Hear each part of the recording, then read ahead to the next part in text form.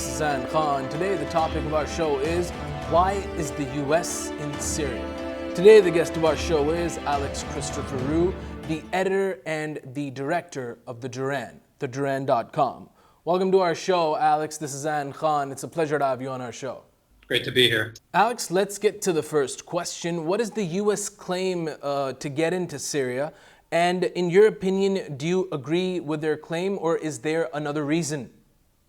Well, let's start from a very basic fact. The U.S. is in Syria illegally.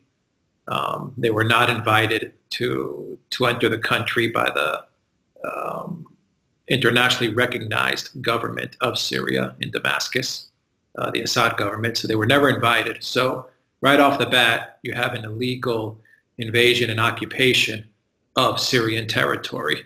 This is very much unlike Russia, which was invited under international law by the Damascus government to intervene in the Syrian conflict.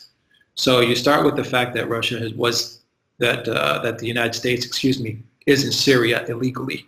Now, the United States says that they're in Syria to fight ISIS, as well as Iraq. So they're in Iraq and Syria to fight ISIS. The interesting part about this, starting from the Obama years and all the way to now Trump's White House, is that the United States has been playing a very duplicitous game. On the one side, they're stating that they're in Syria and Iraq to fight ISIS. But in Syria especially, the United States has been providing ISIS with training, funding, arms, etc. So on the one side, they're claiming to fight ISIS. In Iraq, they probably are fighting ISIS to a certain extent. In Syria, they're actually funding and supporting ISIS. The end goal, of course, has always been regime change, to remove Assad from power in Damascus. Alex, who are the U.S. fighting in Syria? Well, it's extremely confusing, and it's been confusing since Obama started this Syrian intervention campaign, and it's confusing for the Trump White House, which to this day I don't think they've expressed a clear and cohesive policy on Syria. There's no doubt that Obama's policy in regards to Syria and Iraq was one big mess. It was extremely confusing. And now that the war is even winding down, and there's no doubt about it that Assad has won, and the Syrian Republic has won the war against ISIS, that there's still a lot of unanswered questions as to how all the powers that are involved in this area are going to deal with the fallout of this 6-7 year long crisis. But the United States, from the beginning, under Obama's White House, they created this fictitious term, this marketing term called the moderate rebel. And we can say the word over and over again, and we can see how ridiculous of a term that is. It's a pure Hollywood, script writing, marketing, propaganda ploy, a moderate rebel. The hell is a moderate rebel? For Obama and the liberal left mainstream media, they push this moderate rebel narrative as some sort of freedom fighter in Syria looking to liberate the country from the clutches of this evil dictator. I mean, we've seen this script play out over and over again. We've seen it in Iraq, Afghanistan, Libya, and there's always been this narrative that democracy is going to win the day and it's going to spring up from the ground and flourish, and nothing has ever been further from the truth. So you have this moderate rebel narrative, and you have all these different groups, jihadist groups in Syria that have essentially invaded the country, and the U.S., along with its quote-unquote coalition partners, have been funding and arming these moderate rebels. And the funny thing is that these moderate rebels sometimes they're ISIS, sometimes they're not. Sometimes they're fighting with ISIS, other times they're not. But the arms are coming to these rebels, and these arms are essentially moving from these rebels to ISIS. And so, we've got many documented cases of the U.S. government at many times fighting against the Syrian army, the legitimate, internationally recognized Syrian army, in order to protect these moderate rebels, aka ISIS. And we've seen it at Deir ez-Zor, where the Syrian army was pushing back against ISIS and these quote-unquote moderate rebel groups, and the U.S. Air Force, under what is thought to be a CIA command, actually bombed the Syrian army in order to strengthen the position of ISIS in Syria. So we've seen many cases of U.S. Support for ISIS, sometimes in the form of supporting the moderate rebels, and then that support moves towards the ISIS fighters, and sometimes even directly going towards ISIS fighters themselves in Syria. Either way, it's an extremely confusing position for the U.S. to maintain, and we're seeing that this confusing position that the U.S. has taken in Syria has led to the U.S. losing a lot of power and influence within the Middle East. How long has the U.S. been in Syria, and what have they achieved? Look, they've been in Syria from day one. They've been in Syria either by supporting these proxy armies, ISIS and these al-Nusra, which is Al-Qaeda, or any other jihadist groups within Syria that purposely came into Syria in order to promote this regime change initiative. And so this has been happening since day one. What we've seen in Syria was never a civil war. There was no civil war, even though that's been the narrative pushed by the mainstream media. This was, without a doubt, a regime change policy. This was an invasion. It was an invasion by jihadist terrorist groups. Call them what you want. Call them Al-Qaeda, call them al-Nusra, call them moderate rebels, call them ISIS. At the end of the day, they were all in Syria with the explicit purpose of removing Assad and eventually raising a black flag in Damascus, which would have been a complete disaster. So the U.S. has been involved in this conflict from day one. The U.S. military has over time carved out a presence in Syria, as they also have a very large footprint in Iraq. And we don't really know how many bases or how many troops the U.S. currently has in Syria. We've heard reports of anywhere from 8 bases to 12 bases which are operating in Syria.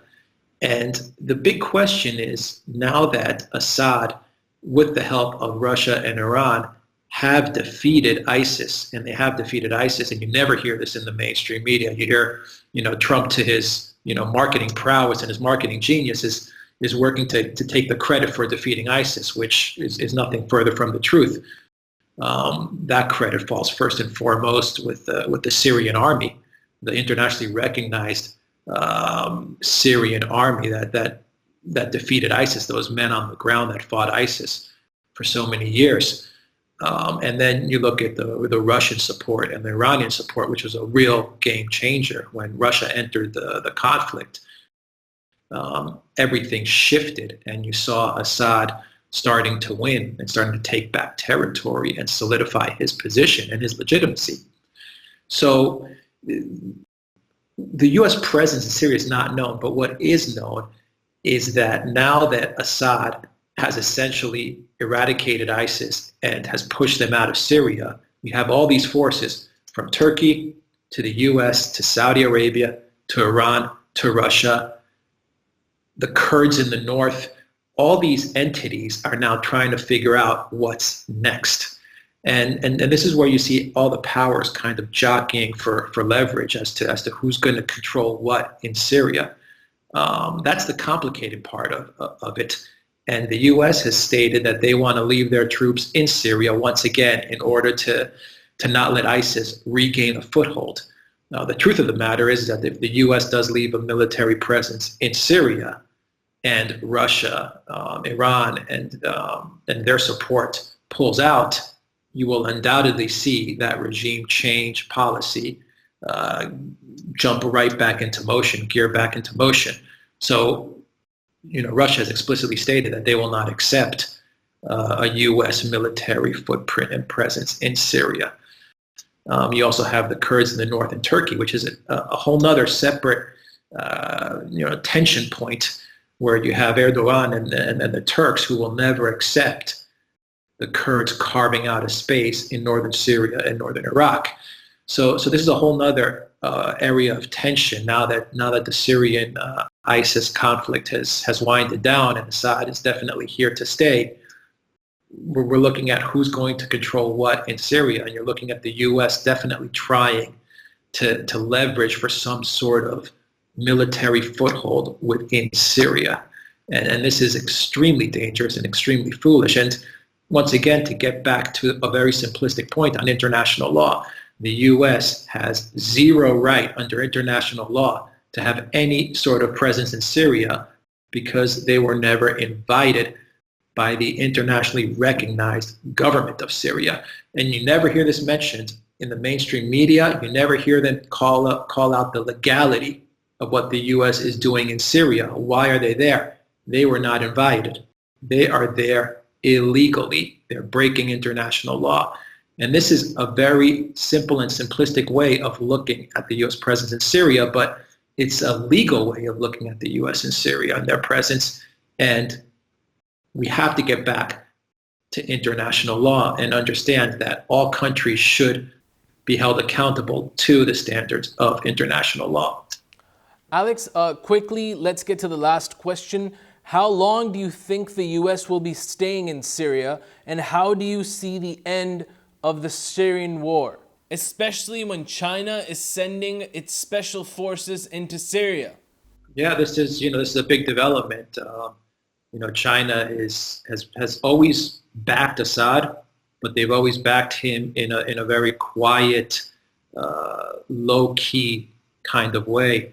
And this is actually a very overt signal to the international community that now that Assad has solidified his control in Damascus and in Syria, China is fully backing Assad. And so once again, you see a tectonic shift in international power. And that shift is once again moving towards a Russia, China, Iran axis of power. And China moving their special elite forces into Syria is testament to the fact of Assad's control of the situation now and him winning the war.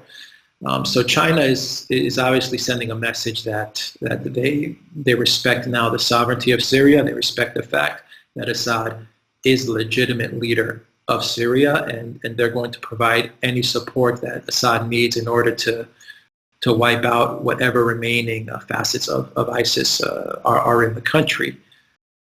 As for how long the U.S. is going to stay in Syria is I think a big question mark. No one can really know. What is known is that Russia and Iran and China and of course most importantly Syria are not going to allow or do not want to allow the U.S. to remain within Syrian borders because the consequences could just lead to a whole nother conflict and a whole nother war. If you have the U.S. military in Syria, it's not far-fetched to envision Saudi Arabia and Qatar and Turkey once again leveraging the U.S. presence to start another conflict to ultimately overthrow the regime, the Assad regime, which was the goal from the very beginning 6-7 years ago. So a U.S. footprint in Syria is very dangerous. Picture the scenario of if the U.S. somehow manages to stay within Syria and Russia pulls out. All of a sudden, you have a de facto no-fly zone within the region. In other words, you have the U.S. and with an extension, NATO, because Turkey is also a NATO country. You have a very strong element of U.S. air power within the region. You remove the Russian Air Force, and all that you're left with is the U.S. Air Force, and to the north, the Turkish Air Force. And there you're looking at a very dangerous situation for the Assad government and for Syria. You're not giving the Syrian people a chance to rebuild their country and to get on with their lives and to establish some sort of normalcy after 6-7 years of brutal, devastating fighting. And so how long the U.S. stays is is anyone's question. If you ask Russia, Iran, or China, and especially Syria, they're screaming and they tell you the U.S. has to get out now. Unfortunately, Mattis and the generals in the Trump administration are trying to leverage the spoils of war, and they're trying to keep up presence in Syria, knowing that an opportunity will come for them to reignite another go at Assad. And so this is the dangerous aspect of what's happening. You have all kinds of tension already in the area between the Turks and the Kurds. You're seeing it between Israel, Iran, Lebanon, Saudi Arabia. The last thing you need is a U.S. Military presence within Syria's borders. That's not going to help the situation whatsoever. Thank you so much, Alex Christoforou, for being on Tactical Talk. It's always a pleasure having you. Thank you very much. Pleasure to be here. This was Alex Christoforou, the editor and the director of The Duran, theduran.com. We were discussing why is the U.S. in Syria. Until the next episode of Tactical Talk, this is Zain. Take care and goodbye.